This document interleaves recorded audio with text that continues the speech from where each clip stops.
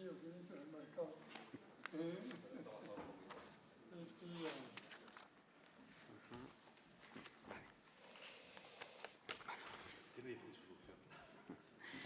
Buenas tardes.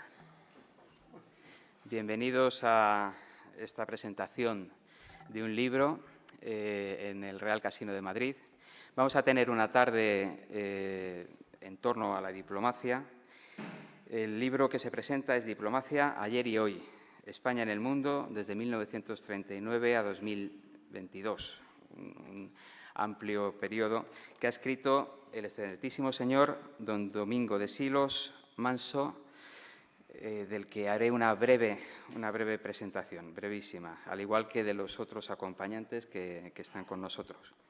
Don Domingo de Silos Manso nació en Zaragoza en 1944, es licenciado en Derecho Diplomático, alumno de la ENA de París y del Colegio de Defensa de la OTAN en Roma y del CSDEN, comisario de España para la Exposición Internacional de Génova en 1992, acreditado ante la Santa Sede en Roma, la OCDE en París, cónsul general de España en Bombay, embajador, además, en Gabón y Sao Tomé.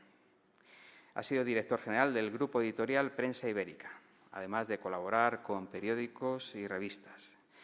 Ha escrito también una novela que se llama La Onza de Oro. Y ha escrito, por último, su última obra es la que viene a presentar hoy. Nos acompañan don Florentino Portero, le conocerán bien, es presidente del Comité Español por la Unión Paneuropea, investigador senior del área de política internacional y miembro del Consejo Asesor de la Fundación Civismo, del Instituto de Seguridad y Cultura, de la Fundación Transforma España, vocal de la Junta Directiva del Foro de la Sociedad Civil, de la Comisión Académica de la Fundación Transición Española, ha sido profesor del Centro de Estudios Universitarios San Pablo CEU, además de profesor en otras instituciones, consejero en la Fundación Argentaria y ha ocupado diversos puestos corporativos en empresas, y es columnista del Debate y colaborador de Es Radio, además de colaborador en numerosos medios de comunicación y especialista en política internacional. También nos acompaña don Santiago Velo de Antelo, que es politólogo, en su especialidad Relaciones Internacionales y Diplomacia por la Universidad Schiller Internacional de París. Es presidente ejecutivo de Academia de la Diplomacia del Reino de España y editor de la revista Diplomática. Una persona vinculada a la diplomacia, ha impartido conferencias en numerosos foros y es miembro de numerosas entidades. Asimismo, nos acompaña don Ramiro Domínguez Hernández, editor,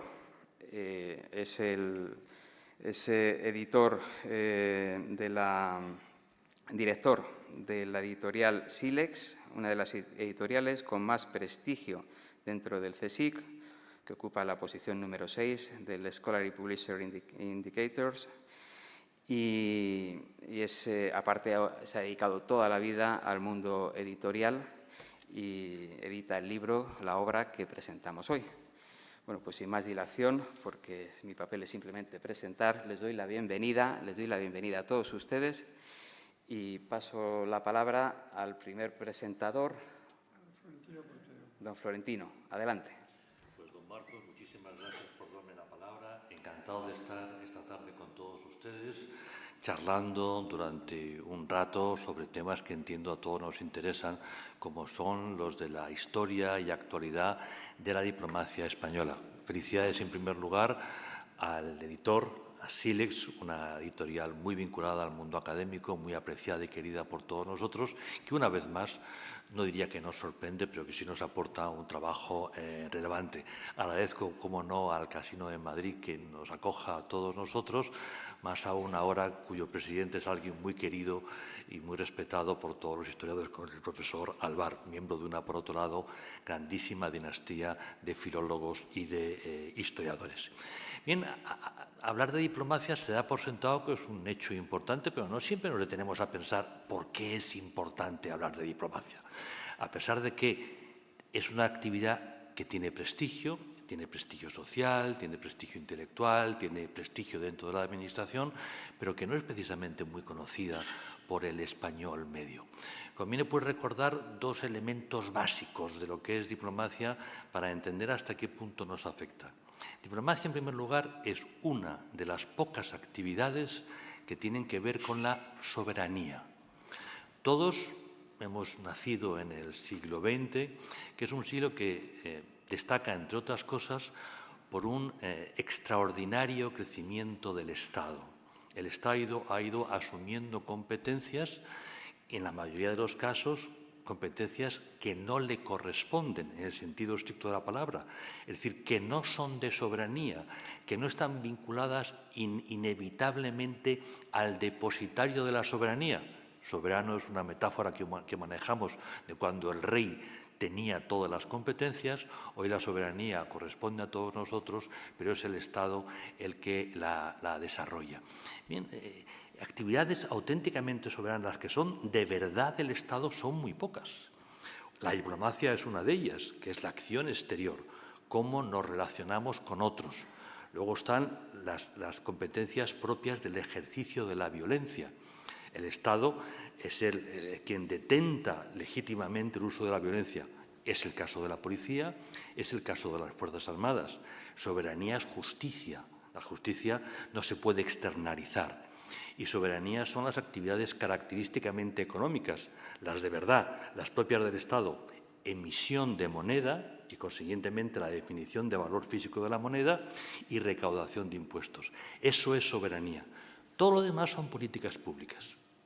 El Estado, por distintas razones, ha ido acumulando, continúa acumulando. En las próximas décadas va a crecer el papel del Estado porque las circunstancias históricas apuntan en esa dirección.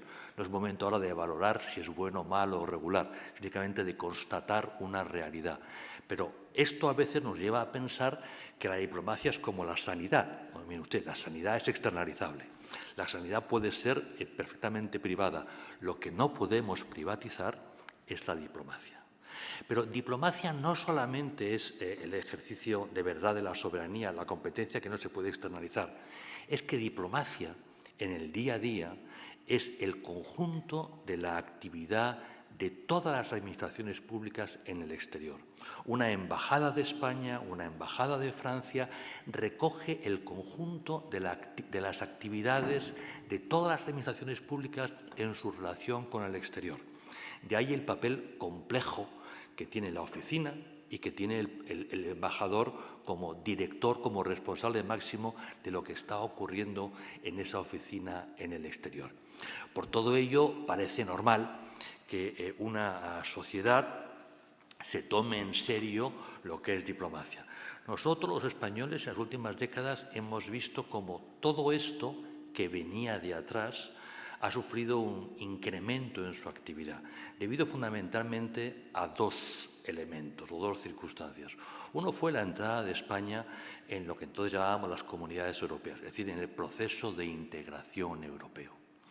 Todos sabemos, los que tenemos una cierta edad, hasta qué punto ese ingreso ha estabilizado nuestra democracia, continúa estabilizando nuestra democracia, pero sobre todo ha dado una oportunidad a nuestras empresas para ganar mercados, para crecer, para mejorar. Y con las empresas hemos generado más y mejores puestos de trabajo. Hemos podido penetrar en mercados internacionales de una manera mucho más fácil de lo que hubiera sido el intento de hacerlo desde fuera de la integración europea. Pero ese proceso de integración implica una cesión de competencias. Unas no son soberanas, otras sí, la moneda. Es verdad que no hemos cedido la competencia, sino el ejercicio de la competencia. Es un ejercicio que podemos recuperar cuando lo queramos, pero no es fácil ni es sensato pasar una deuda en euros a una deuda en pesetas. No sería la operación más inteligente del mundo. Pero lo importante ahora es entender que en la medida en que cedemos competencias, estamos cargando sobre nuestros diplomáticos un montón de actividades que normalmente hubieran recaído en ejecutivos o en miembros de otros cuerpos de la Administración. Al mismo tiempo y en paralelo estamos viviendo el fenómeno de la globalización. cómo, gracias a avances tecnológicos, el planeta se ha integrado. Ya hay casi un único mercado, el mercado global. Tendemos a una sociedad crecientemente integrada, generando todo tipo de tensiones como era previsible. En la medida en que lo que ocurre fuera nos afecta, y este es un elemento, una circunstancia básica del proceso de globalización, más responsabilidad recae sobre nuestra diplomacia y, consiguientemente, sobre nuestros diplomáticos. La diplomacia no es ni mucho menos un ejercicio único de los diplomáticos, pero los diplomáticos son aquellos que cargan con la mayor responsabilidad del día a día. Hay otros cuerpos de la Administración que tienen que ver con el proceso y sobre todo está la autoridad política, que es la que marca las líneas de acción fundamentales y a veces entra en detalles muy concretos.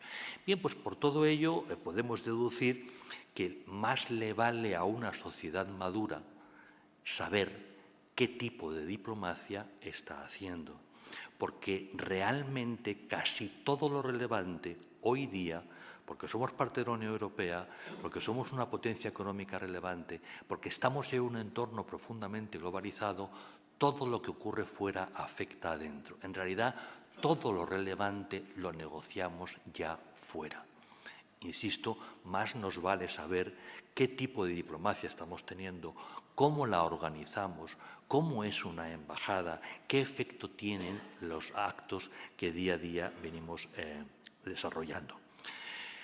¿Podemos los españoles afirmar que nuestra sociedad tiene un conocimiento suficiente de lo que es y de lo que ha sido la diplomacia española? Bueno, yo creo que sería muy aventurado dar una respuesta positiva. Creo que si algo nos caracteriza en estos momentos a los españoles es que venimos dando la espalda al conocimiento de nuestra diplomacia. Y ello por varias razones que son comprensibles, pero que no nos deben, llevar a una cómoda y gratuita justificación. La primera es que durante mucho tiempo, y eso era normal, en España y en otros estados, desde luego en todo Occidente, la diplomacia era una actividad privativa de una minoría compuesta por la alta clase política, que tenía que tomar decisiones, por la carrera diplomática y por otros altos cuerpos de la Administración que tenían competencias con ello. Todo eso estaba en la lógica de, uno, es una política de Estado y, por lo tanto, tiene que estar por encima de los vaivenes de la vida política, y de ahí que cada gran partido político tuviera uno o dos políticos de referencia que se turnaban como ministros de Asuntos Exteriores.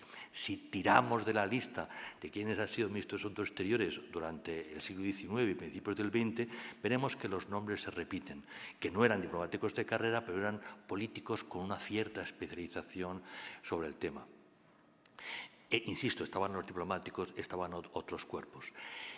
Esa idea de que es una política que requiere un gran conocimiento de la materia y que tiene que estar por encima del vaivén de la vida política, sencillamente choca con lo que hoy es la vida en democracia. Es sencillamente incompatible. Naturalmente eso plantea un reto. ¿Cómo mantenemos una política de Estado?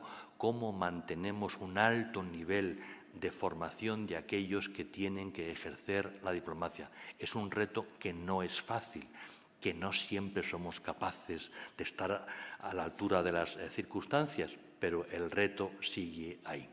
La segunda razón de carácter histórico que nos ayuda a entender por qué los españoles estamos viviendo de espaldas de la diplomacia es sencillamente porque a partir del siglo XIX y a pesar de haber sido uno de los grandes imperios de la historia, a pesar de ser referencia en muchos sentidos sobre cómo hacer diplomacia, a pesar de ser referencia en muchos sentidos sobre cómo hacer la guerra, que es una actividad básica de la acción exterior del Estado, insisto, desde el siglo XIX los españoles vivimos ensimismados tratando de resolver nuestras cuitas parroquiales.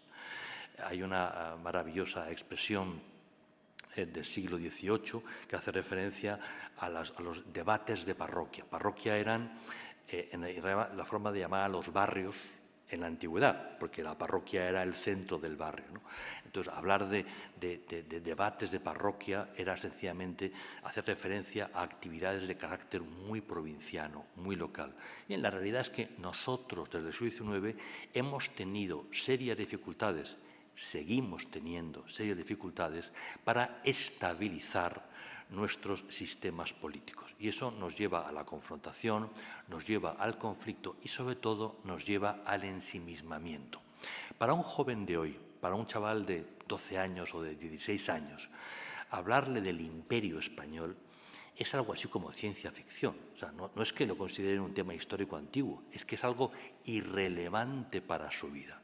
Eso es un problema, porque la historia siempre está presente. Porque uno no puede entender qué es hoy Perú sin saber qué ha sido España. Pero lo fundamental es entender hoy cómo nuestros jóvenes viven totalmente de espaldas a nuestra historia. Y en general, todo lo que tiene que ver con la política exterior, más allá de la Unión Europea, les importa muy poco.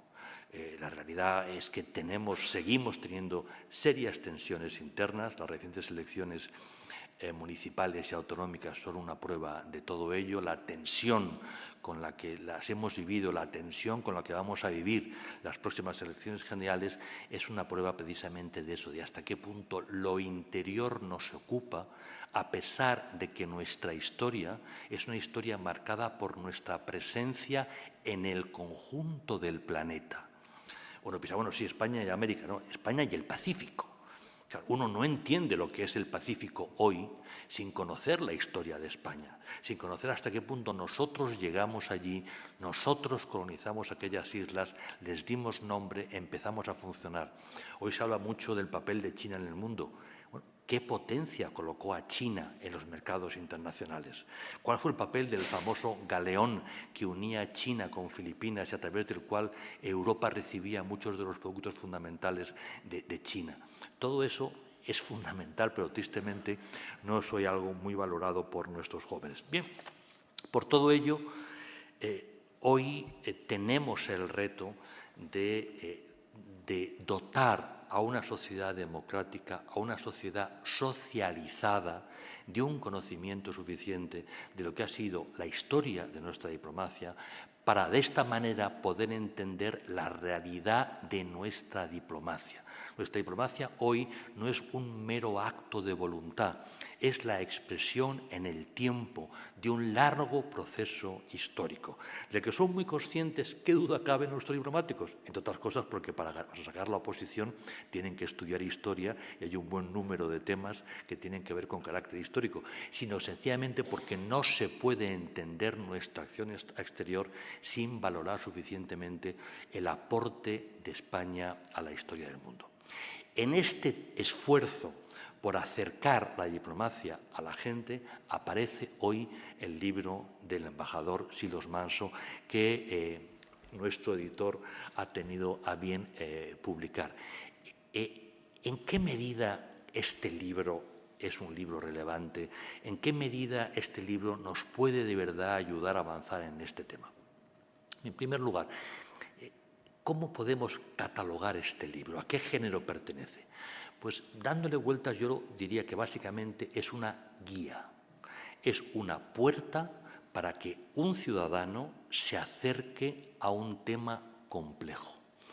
El libro no es una narración, jugando en inglés con los términos decimos siempre que history is a story, la historia es una narración histórica. La historia requiere, por lo tanto, un proceso, porque para nosotros la clave está siempre en el matiz, no en el dato. Una cosa es documentación y otra es historia. La documentación nos pone los datos en orden, la historia lo que nos lleva es a interpretarlo. Lo que ha hecho el embajador Manso es un trabajo por el cual, en primer lugar, se ordenan los datos, pero a partir de allí se nos dan las claves para interpretarlo.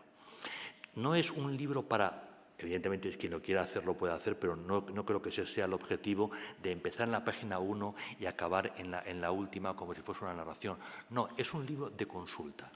Es un libro de consulta por el cual alguien que le interesa o un dato concreto o un periodo concreto se puede acercar a él y de manera muy fácil, muy sencilla y en un tiempo muy breve va a entender, uno, el marco de referencia, que es como empieza cada uno de los capítulos, las claves de un periodo y a continuación los datos de relevancia. Pero esos datos no aparecen, digamos, en la aproximación de un documentalista, sino de un embajador con experiencia en el ámbito de la historia que lo que hace es exprimirlos y darnos las claves suficientes.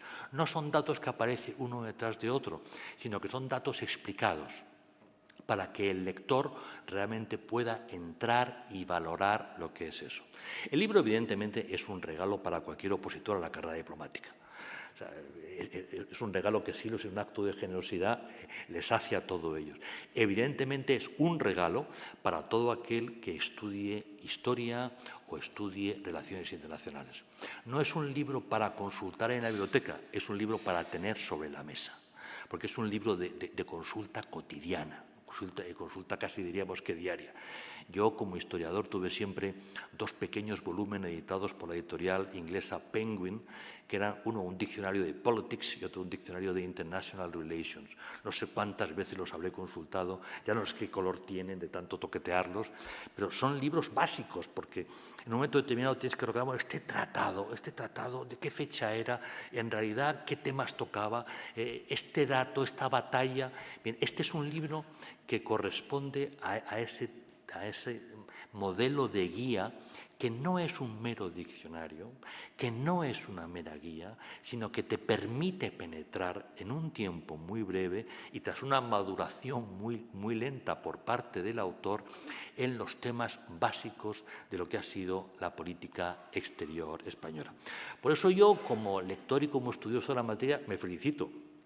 Este es un libro que no estará en un estante, estará en mi mesa, entre los 10 libros que más o menos siempre tengo ahí, porque son libros de consulta cotidiana. Y es un libro que yo aconsejo a todos aquellos que se dedican a estos temas, porque ejercen la diplomacia, porque están de alguna manera vinculados con la acción exterior española, por afición, por estudio, a tener siempre muy cerca, porque es un libro útil, es un libro muy generoso, donde alguien, al cabo del tiempo, sencillamente quiere compartir análisis, experiencias con todos nosotros. Y dicho esto, vuelvo a felicitar al autor, al embajador Manso, vuelvo a agradecer al editor el esfuerzo que ha hecho y a invitarles a todos ustedes a disfrutar, como he disfrutado yo, de la lectura de este libro. Muchas gracias.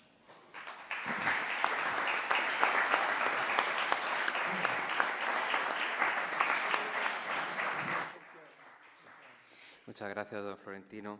Ahora interviene don Santiago Velo de Antelo, por favor. Muchas gracias. Y querido embajador, amigos, saludo especialmente que nos acompañan hoy aquí, tanto a la embajadora de Bosnia como al embajador de la Liga Árabe, que nos acompañan en este evento. Es para la Academia de la Diplomacia una verdadera satisfacción celebrar este acto en Madrid con la presencia de nuestro académico, el embajador Silos Manso, que ha llevado a cabo una intensa y fructífera labor escribiendo este libro en un momento histórico de gran complejidad en las relaciones internacionales. Aún recuerdo cuando en esta misma sala fuiste nombrado académico de número, ocupando el sillón de Rodrigo González de Puebla, embajador de los Reyes Católicos en el Reino de Inglaterra. La Academia sigue trabajando en su imparable labor para unir el mundo diplomático con el militar y el civil, historiadores, artistas, empresarios, y entre diplomáticos de todas las naciones, como así quisieron sus fundadores. Y para ello disponemos, como uno de los medios para llevar a cabo esta labor, la revista mensual Diplomacia. Precisamente la revista, órgano de comunicación de la Academia, tiene un acuerdo firmado con el Foreign Service Institute del United States Department of State, en definitiva la Escuela Diplomática de Estados Unidos, para que utilicen los contenidos de la revista Diplomacia a la formación de diplomáticos norteamericanos que van a ser destinados a países de lengua española. Un acuerdo similar se formalizó con la Oficina Europea de Selección de Personal, que es el organismo de la Unión Europea encargado de organizar oposiciones para la selección de funcionarios y diplomáticos de la Unión Europea. Y menciono a la revista porque el embajador Silos Manso ha sido y es un importante colaborador. El embajador dirigía una muy interesante sección de entrevistas a diplomáticos y especialistas en relaciones internacionales en general, con preguntas y respuestas cortas que tuvo mucho éxito. Hace un par de años, quizá incluso más, recibí una llamada suya en la que me indicaba: Santiago, voy a pedirte una excedencia, pues me encierro a escribir un libro que va a demandar mi total dedicación. Fuimos, por tanto, nosotros uno de los perjudicados por este libro, pues nos quedamos sin la colaboración inestimable de Silos Manso. Bueno, la verdad es que me lo dijo así, tal cual: me tengo que encerrar a escribir un libro. Y yo decía, bueno, no encontrará tiempo para seguir con las entrevistas mensuales o trimestrales. No. Y hay que decir que cuando vi el resultado del libro entendí el porqué. La ingente cantidad de datos, cifras, los testimonios que recoge, estamos hablando y estamos ante un auténtico compendio de prácticamente los últimos 75 años de la diplomacia española. Y algo que a mí me ha encantado de este libro, y es, veo poca opinión y mucho dato verídico y real. Por lo tanto, quien quiera saber algo, qué pasó en esta circunstancia, qué pasó en este año, qué pasó en relación con este u otro conflicto o situación, ahí lo va a encontrar, obviando bastante la opinión, lo cual es importante también en un libro de este tipo. He de confesar que soy un apasionado lector de libros escritos por diplomáticos, ya sean sobre una vida entera o aquellas que analizan, como este, una época concreta. Guardo una pequeña colección de libros de memorias escritos por diplomáticos, como por ejemplo Jaime de Piniés, González de Mesa, Álvarez de Toledo, García Miranda, Gómez Jordana, Oyarzábal, Ballesteros. Aquí entra también a la labor la colección de la valija diplomática, Montovío, Cuenca Anaya o Pablo de Azcárate, que fuera de embajador en Londres al inicio de la Guerra Civil. La propia Academia de la Diplomacia colaboró en la publicación de las memorias de Eduardo Peña Bizanda. Los libros de Inocencio Arias, que no falten, obviamente, en las bibliotecas. También de temática diplomática general, como los de Martínez Morcillo, Remacha y, por supuesto, Miguel Ángel Ochoa Brun, con sus volúmenes sobre la historia de la diplomacia española. Mi padre, el embajador José María Veladentelo, escribió unas memorias políticas, que no diplomáticas, sobre el periodo de fundación de Alianza Popular, donde relata como anécdota cómo al rey Juan Carlos le llamó la atención que entre los 14 fundadores hubiera 4 diplomáticos, a saber, Enrique Tomás de Carranza, Gonzalo Fernández de la Mora, Manuel Fraga Iribarni y José María Veladentelo. Son anécdotas que muchas veces encuentras en este tipo de libros. Más recientemente escribí el prólogo del último libro de memorias diplomáticas del embajador Arturo Pérez. En definitiva, queridos Silos, has dado con mi debilidad, que son los libros escritos por diplomáticos. Y ahora voy a entrar a analizar el libro Diplomacia, ayer y hoy. A mí hay un tema que especialmente me parece significativo y es de que va de la página 67 a la 122. Y es lo relacionado con el supuesto aislamiento de España. Ya, si volvemos unas páginas antes, en la página 38, el embajador hace una cita de Winston Churchill, donde dice: hay que elogiar la decisión de España de mantenerse fuera de la guerra. Debo decir que yo consideré que entonces España rindió un servicio no solo al Reino Unido, al Imperio Británico y a la Commonwealth, sino a la causa de las Naciones Unidas. Por ello, no simpatizo con quienes creen inteligente e incluso gracioso insultar y ofender al Gobierno de España en cualquier ocasión. Son muy importantes en este libro las citas que el embajador hace a lo largo del mismo. Desde mi punto de vista son citas importantísimas. Volvemos, por lo tanto, al tema que a mí me interesa, repito, de página 67 a 122, que es sobre el aislamiento de España. Y encontramos en la página 69, en el que ya estamos en el año 1950, donde dice: el Senado de los Estados Unidos aprueba un crédito para España de 65 millones de dólares. 1950, la Asamblea de la ONU, por la resolución 386/5, revoca la resolución del año 46. Resuelve revocar la decisión de retiro de embajadores y ministros acreditados en Madrid. Es decir, el aislamiento de España, del que tanto se habla, como si hubiera sido una época realmente terrorífica, realmente podemos decir que acaba en el año 1950, que es cuando Estados Unidos y la Asamblea General de la ONU ya revocan una resolución anterior. A raíz de esto, Estados Unidos nombra al embajador Griffiths en Madrid, el Reino Unido a John Balfour.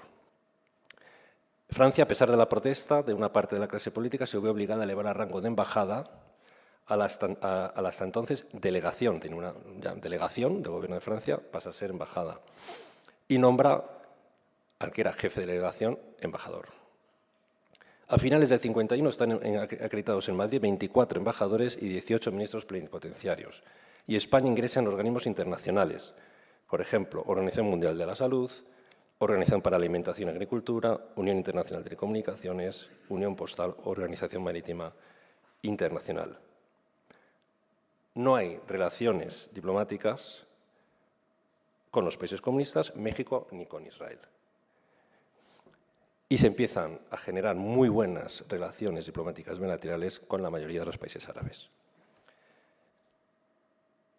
Y el embajador, página 71, menciona 4 puntos, así, solamente 4 puntos, claves en la política exterior española de entonces. Potenciar el pacto ibérico con Portugal, Hispanoamérica, la amistad con los países árabes y llegar a un acuerdo con los Estados Unidos, que todos sabemos que se produjo. Vamos a seguir avanzando. Muy importante también, en el año 52, la UNESCO. España ingresa a la UNESCO, en concreto el 30 de enero de 1953, y el concordato con la Santa Sede, al que el embajador le dedica una serie de páginas. 1951, Fernando María Castilla sucede a Ruiz Jiménez como embajador ante la Santa Sede. Franco escribe a Pío XII, solicitando la firma de un concordato, según la tradición católica de la nación española, asegurando la pacífica y fecunda colaboración entre la Iglesia y el Estado. 27 de agosto de 53, firma en Roma del concordato con la Santa Sede. No veo dónde está el famoso aislamiento de España a lo largo de tantas décadas hasta que llegó la democracia en los años 70. No lo encuentro. Sigo avanzando. Nos vamos a la página 94, dedicado a Eisenhower. 21 de diciembre de 59. Tiene lugar la visita a Madrid del presidente de Estados Unidos, Eisenhower. Primer presidente norteamericano en la historia en visitar España. La visita constituye un paso adelante en el reconocimiento internacional de la España de Franco, de la mano de Estados Unidos. Seguimos avanzando. Llegamos a las páginas 120 y 121. España, por primera vez miembro del Consejo de Seguridad de las Naciones Unidas, año 1969. Unión Soviética y países comunistas.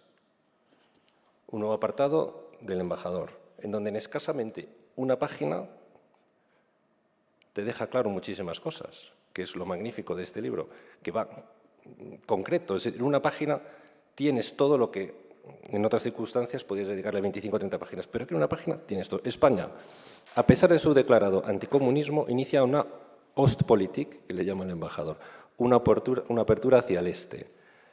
Acuerdos comerciales con Hungría, Polonia, Rumanía, Bulgaria, Checoslovaquia, telón de acero. A partir del 65 puede hablarse de un deshielo de relaciones hispano-soviéticas. Relaciones consulares con Hungría, Polonia, Bulgaria, Checoslovaquia. 69. López Bravo efectúa una escala técnica en Moscú.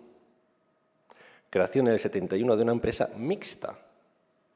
Año 71. Creación de una empresa mixta, conocida como Sovispan. Seguro que mucha gente, incluso lectores y compradores de libros, que lo desconocían, que permite a la flota pesquera de la Unión Soviética repostar en puertos españoles, en concreto en puertos de las Islas Canarias. 72. Se firma en París un acuerdo hispano-soviético de regulación de las relaciones comerciales. Estamos hablando de la época de la Unión Soviética y de la época del autoritarismo de la dictadura de Franco, año 1971. Al año siguiente se dan nuevos pasos y se establecen relaciones diplomáticas con la República Democrática Alemana. Y el 9 de marzo, con la República Popular China. Entonces, claro, nos encontramos que aquí estamos sin necesidad de opinión, porque, como verán ustedes, nada de lo que he leído he encontrado una opinión de qué opina el embajador al respecto de estas cosas, pero es que lo que el embajador está haciendo es darnos datos que en muchos casos, si se me permite decir, nos encontramos que en diferentes libros de historiadores están siendo ocultados, porque no los encontramos. No es fácil encontrar estos datos que el embajador simplemente ha expuesto con fecha, hora y día de firma de acuerdos y de tratados. Por eso me parece este libro tan fundamental para cualquier persona interesada en saber la verdad de lo que fueron las relaciones internacionales de España en los últimos 75 años. Voy a acabar con dos temas que a mí me parecen especialmente interesantes, uno de actualidad y otro para hacer un análisis. Tema de actualidad, que es, lo estamos, todos los días estamos sufriendo el asunto del Sáhara y, por lo tanto, las relaciones con Marruecos y con Argelia, cómo afectan. Pues ya el embajador, página 139, nos dice, estamos en el año 73, tema del Sáhara Occidental, Sáhara Español, envenena las relaciones de España con Marruecos y Argelia, año 73. 50 años después se han vuelto a envenenar con las decisiones del Gobierno, que nos han vuelto todos locos, que si ahora Marruecos, que si ahora Argelia, que si ahora no sé qué. Bueno, 50 años después parece que no seguimos sin aprender la lección y seguimos con el mismo problema. Muy interesantes. El 73 Franco contestaba al escrito de la Yema, señalando que el pueblo saharaui era el único dueño de su destino. El Estado español garantiza la integridad territorial del Sáhara, España garantizaba la integridad del territorio, la autodeterminación. Esto es muy interesante porque lo que entonces garantizaba el gobierno de Franco es lo que hoy en día piden especialmente los partidos políticos de extrema izquierda, que es la autodeterminación del Sáhara, que prácticamente solo lo está promoviendo pues partidos de extrema izquierda muy radicales, marxistas, etc., ¿no? Por supuesto los partidos nacionalistas. Y entonces, sin embargo, era algo que el propio gobierno de Franco reconocía, ¿no? Es interesante estas dos cosas. Y bueno, pues luego toda la acción de Piniés, y las notas de Piniés en las Naciones Unidas, etc. Bueno, quiero acabar con algo que me parece muy interesante y al que el embajador le dedica 3 páginas. Pero 3 páginas, insisto, sin opinión, pero deja todo clarísimo. Y es el asunto de la acción del Gobierno de España y del Ministerio de Asuntos Exteriores en relación con la persecución de los judíos en la Alemania nazi. ¿Vale? Todos conocemos a Sanz Briz, un diplomático español que hizo una magnífica labor, por supuesto que sí, pero cuesta mucho decir, o se quiere vender un poco la idea de que esa labor la hizo de una manera en fin, individual y porque fue una persona que lo fue, pero bueno, que actuó un poco por su cuenta. Bueno, entonces aquí, este es un asunto que yo creo que es muy importante aclarar y dejarlo muy claro, porque fue una acción que llevó a cabo España y salvando la vida de miles y miles de personas. No estamos hablando, por lo tanto, de acciones individuales simplemente. Página 44. Durante la Segunda Guerra Mundial, miles de judíos huyen de la persecución nazi a través de España. O salvan la vida gracias a las gestiones de diplomáticos españoles. Prácticamente todos los diplomáticos destinados, especialmente los consulados, en las ciudades europeas ocupadas por los nazis, intervinieron. Resulta imposible que el jefe de Estado de España, país con estrechas relaciones con Alemania y su policía, no conociera el esfuerzo de diplomáticos españoles en favor de los judíos y que numerosos judíos huían de la persecución nazi a través de España.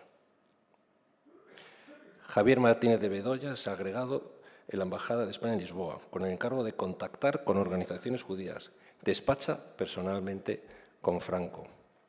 El propio Arcadi Espada lo recoge Silos Manso, dice: Sanz Briz cumplió con las instrucciones de su gobierno, incluso excediéndose hondamente. Cita el telegrama del ministro de Asuntos Exteriores, Lequerica, a Sanz Briz.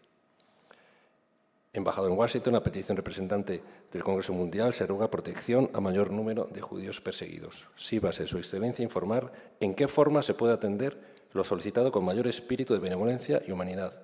tratando de buscar soluciones prácticas para que la actuación de esa legación resulte lo más eficaz posible y abarque, en primer lugar, a los sefarditas de nacionalidad española, en segundo lugar, a los de origen español y finalmente, el mayor número posible de los demás israelitas. Sanzbriz, recoge el embajador, diría años después: un buen día recibí de mi gobierno la orden de prestar la protección de la legación española a los judíos de origen español. Y acabo ya con una mención que hizo el propio embajador norteamericano, Carlton Hayes, que escribió, lo dejó por escrito: Franco permitió huir de España a un considerable número de judíos húngaros, alemanes y de los Países Bajos que venían a España y de ahí salían. Y luego comenta todos los diplomáticos españoles considerados como justos de las naciones. Es decir, en escasamente dos páginas y media encontramos todo sobre los cuales se han escrito libros y libros y libros y libros, y en el que en muy pocas ocasiones se cuenta simplemente estos 4 datos que son la verdad. Y es que el Gobierno de España de entonces fue el responsable dando las órdenes para que todos los diplomáticos españoles en todas las delegaciones españolas intervinieran para salvar al mayor número de judíos posible, falsificando documentos, falsificando pasaportes, diciendo que eran antepasados españoles cuando no tenían antepasados españoles. Bueno, sin dar su opinión, simplemente leyéndolo, en una página media encontramos esto. Pero esto es algo que a mí me interesaba especialmente, pero a lo largo de las 400 y pico páginas del libro, seguro que ustedes encontrarán algo que a ustedes les interese y encontrarán algún dato en escasamente 2 o 3 páginas de algo que posiblemente desconozcan, y es el gran valor precisamente de este libro. Muchísimas gracias a todos.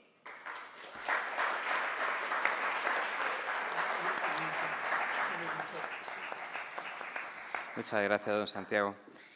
Ahora le toca el turno a don Ramiro Domínguez, editor del libro. Ramiro.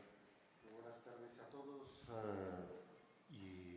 Bueno, en primer lugar, es difícil decir algo después de todo lo que ya se ha dicho, es bastante difícil. Por eso mi intervención va a ir más ligada a la parte literaria y a la parte intelectual del libro. Sí quisiera empezar también agradeciendo al marco que nos acoge hoy y al lugar que es muy emblemático y que me parece impresionante y que agradecemos desde la editorial poder presentar este libro aquí. A Florentino Portero, historiador y, bueno, pues es una de las personas más connotadas dentro del mundo académico y, por lo tanto, agradezco su presencia hoy aquí. Santiago de Vela de Antelo, presidente ejecutivo de la Academia de la Diplomacia, al cual también agradezco su presencia. Y, por supuestísimo, a Domingo de Silos Manso. Domingo es, cuando entró en la vida de la editorial, apareció con ciertos miedos por si su libro estaba bien.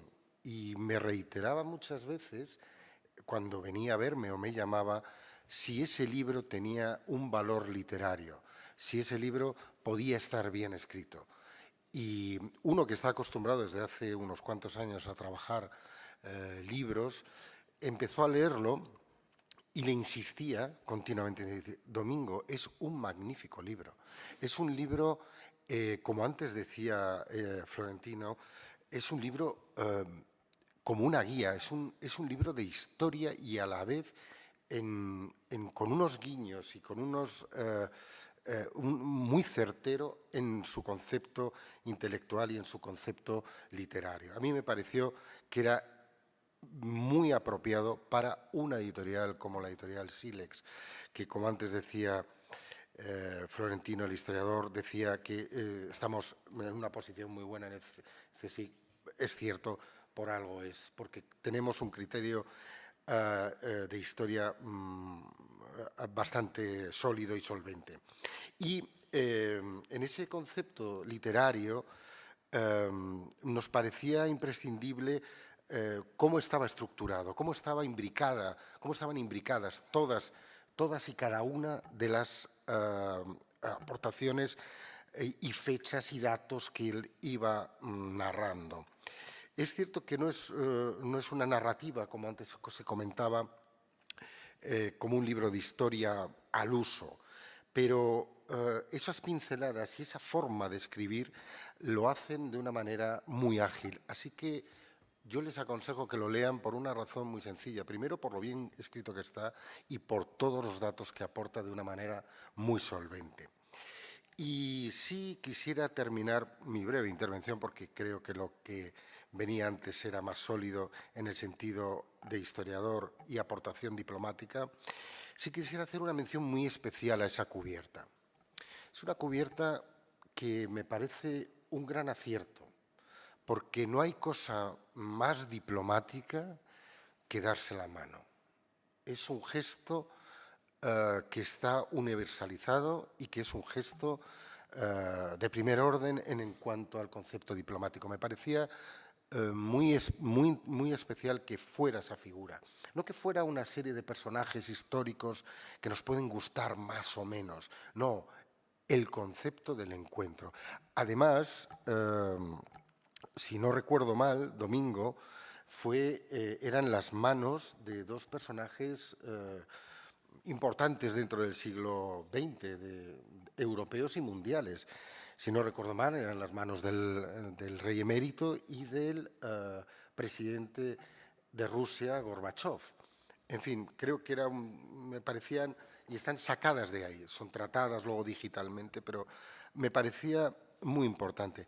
Así que creo que es un libro que van a disfrutar y que, de verdad, está muy, muy bien escrito. Espero que les guste y, por parte de la editorial, que lo disfruten mucho.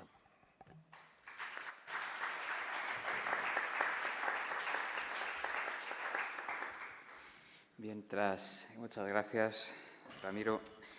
Tras estas intervenciones, pues tiene que hablar el autor. Señor embajador, cuando usted quiera. Muchas gracias. En primer lugar, al Casino de Madrid, a nuestro presentador y a los presentadores que tan amablemente han intervenido, Florentino, Santiago y Ramiro, ¿no? Bueno, pues este libro efectivamente creo que sí ayuda a conocer las relaciones internacionales de España, que en términos generales se conocen poco, por las razones que quizás se pueden colegir a la lectura del libro.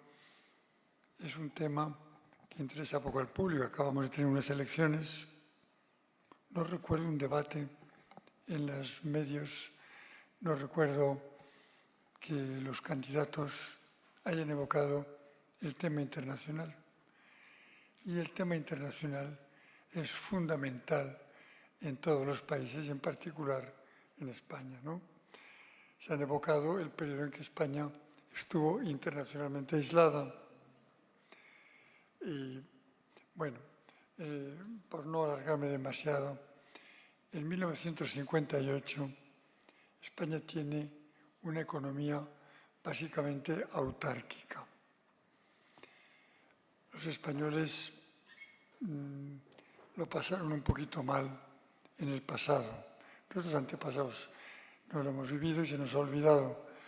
Fue Argentina en 1946-47 con sus envíos de trigo y de otros productos cárnicos los que permitieron que los españoles no pasaran más hambre del que ya pasaban, ¿no? En realidad.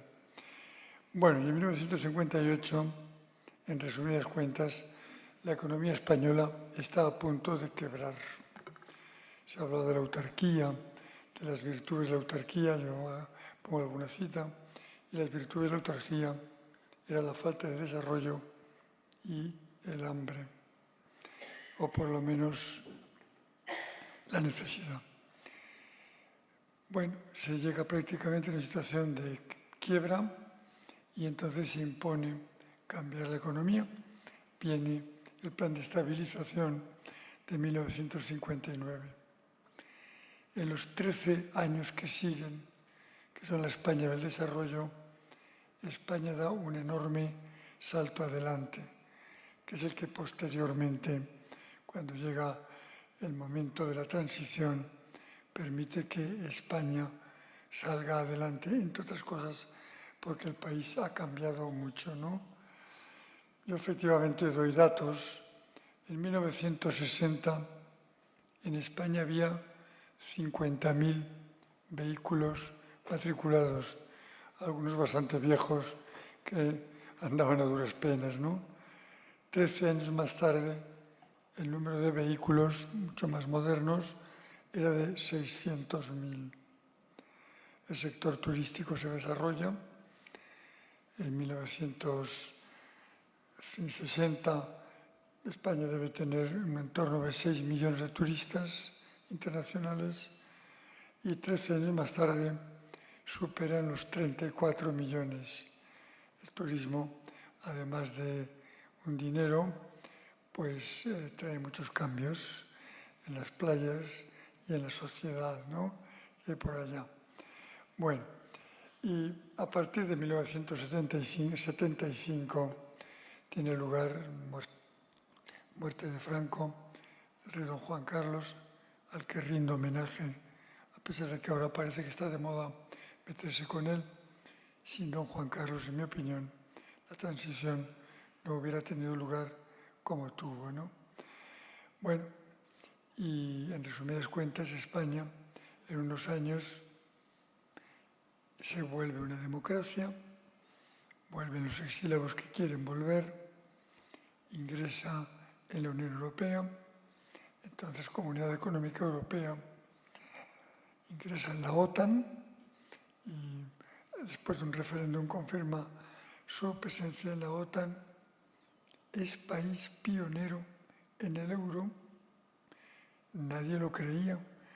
Yo en aquella época estaba destinado en la OCDE de París.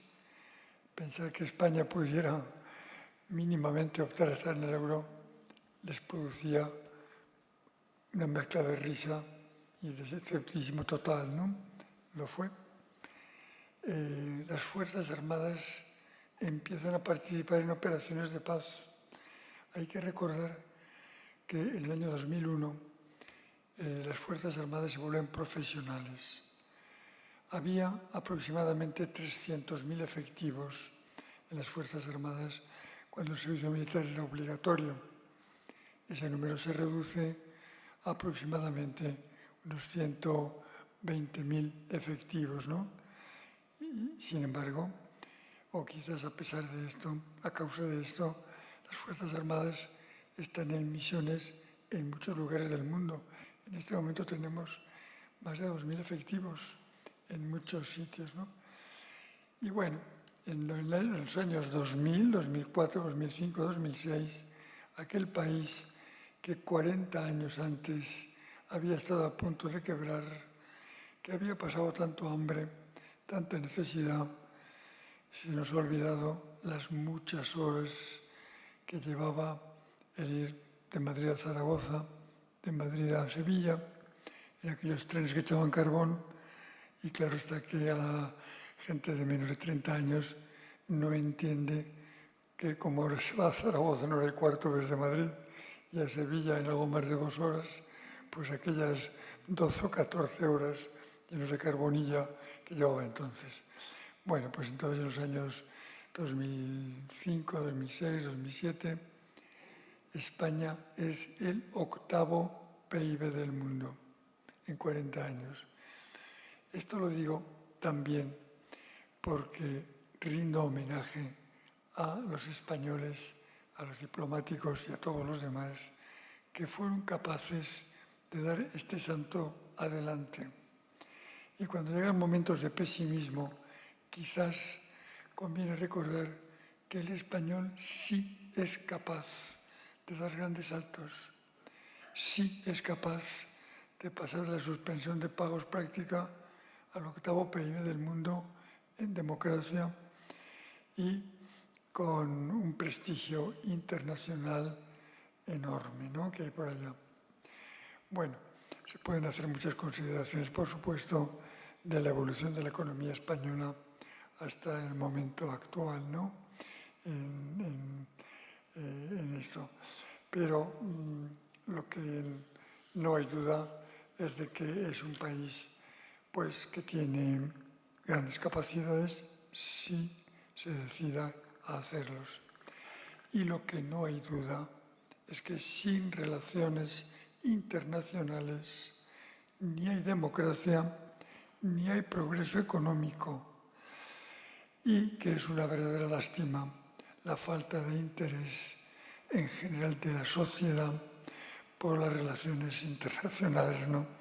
Que es una de las razones por las que, bueno, me he molestado en escribir este libro y hacerlo bastante fácil para todos, tanto para los españoles como para los diplomáticos que nos visitan, como para el mundo de las multinacionales, los muchos empleados que están aquí en España en este momento. Hay que recordar que entre las empresas del IBEX 35, la mayoría, más del 50% de su cifra de negocios está en el extranjero. Cada vez más en países muy desarrollados, ya no es solamente en México o en Brasil, es en Estados Unidos, es en el Reino Unido, es en Australia. Es que parte del control del tráfico aéreo alemán lo hace una empresa española. Está por allá, ¿no? Y creo que es una llamada de atención bueno, pues al caso que deberíamos hacerlo. Bueno, no me quiero enrollar mucho más. Si alguno de ustedes tiene alguna cuestión y les sabemos responder, pues con mucho gusto. Y muchas gracias.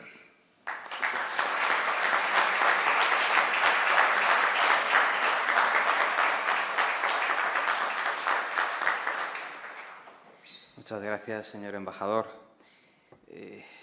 Amablemente y de una manera muy generosa ha ofertado o ha ofrecido la posibilidad de realizar preguntas. Si alguno de los miembros de la mesa o del público desea realizar alguna pregunta, adelante.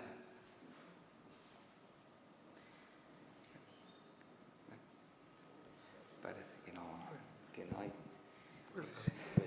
Yo simplemente, Sí, Santiago, sí. simplemente, si me permites, no sé si se oye. ¿Hola? ¿Está? Ahora. Simplemente, si me permites, creo que he escuchado antes que está en marcha la segunda edición. No sé si es interesante que el editor a lo mejor comente algo, el propio autor, si va a haber alguna novedad o alguna en esa segunda edición. Bueno, procuraremos que tenga un índice onomástico. ¿Lo hemos conseguido? Lo hemos conseguido, sí. No, aún así el libro sin índice onomástico es brillante y les aconsejo que lo lean. Que lo compren. Si quieren, el otro día me preguntaban en una presentación que les hablará de los españoles de la época, eran gente joven, sobre todo la que estaba allí, ¿no? Bueno, pues si quieren, en 1940 la esperanza de vida de los españoles era 50 años. En realidad los españoles no llegaba a 50, porque la mujer tiene aproximadamente 5 años más de vida que el hombre. En ese sentido, con perdón, no hay paridad, ¿no? Y entonces, en 1940 la esperanza de vida era 50 años, en este momento supera los 83 años, ¿no? Y al mirar los datos de esto, si tienen ustedes deseo, una cosa que no está mal es que miren, por ejemplo, los nodos, ¿no?, de la época. Una cosa que impresiona es ver la enorme inmigración que se produjo en España hacia los países de Europa desarrollados. Francia, Alemania, Suiza, Países Bajos, Bélgica, etcétera, ¿no? Y ver a aquellos españoles en unos infinitos viajes de aquellos trenes, bajar en la estación de Irún con aquellas maletas de cartón y aquellas comidas que llevaban, después algunos de ellos de 36 horas de tren, dispuestos a meterse en un tren francés para continuar en otro tren, no sé ni el tiempo que les llevaba el llegar a sus destinos, ¿no?, en las condiciones pues, que ya pueden imaginar. españoles que no hablaban los idiomas de los países a los que iban. No hablaban alemán, no hablaban francés. Y bueno, pues abrió un camino y muchos de ellos ya no volvieron, otros enviaron aquellas famosas remesas de migrantes que continuaban, que facilitaron el que la balanza de pagos fuera positiva, ¿no? El enorme esfuerzo de aquellos españoles a los que rindo también homenaje cuando fueron allí, ¿no? En el gran cambio que se ha producido, ¿no? Y bueno, en este momento aquel país de emigración es un país de inmigración, lo que ha cambiado España. Aproximadamente censados tenemos por encima de 5.500.000 inmigrantes censados. Aparte están los irregulares, ¿no? Inmigración que continuará porque España tiene un índice de fecundidad, por cierto, inferior al de Francia, al de Inglaterra, al de Alemania, y necesita tener inmigración, ¿no? Otro punto que los españoles no consideran es que creo que no son ni siquiera conscientes de que tenemos frontera con África. Una larga frontera, si pensamos en Canarias. África es un continente con una gran tasa de natalidad, con unas circunstancias socioeconómicas que hacen que mucha gente lo que quiera es emigrar. Recuerdo en alguno de mis destinos haberme encontrado gente que pedía pues un visado para entrar en España y no tenía condiciones. Y cuando se les denegaba, te decían, bueno, pues ya que ustedes no me dan el visado, pues me meteré en la patera y llegaré cuando llegue la patera. Pero hombre, ¿que por qué me meto en la patera? Porque aquí nunca tendré lo que ustedes tiran. Ustedes tiran un coche a los 25 años, y yo aquí no me lo podré comprar nunca. Ustedes tienen una serie de puntos de estándar de vida que yo sé que simplemente en cuanto pise su territorio me lo harán, ¿no? en esto. España tendría que ser consciente pues, de todas estas circunstancias que afectarán y cambiarán la vida bastante de los españoles. En este momento tenemos pues, el gran continente asiático y bueno, pues como ustedes saben, esto va a cambiar, mejor dicho, ya está cambiando bastante la vida de todos nosotros. Lo único que tenemos que hacer es ser conscientes y hacerles frente. Bueno, que no me enrollo más. Muchas gracias.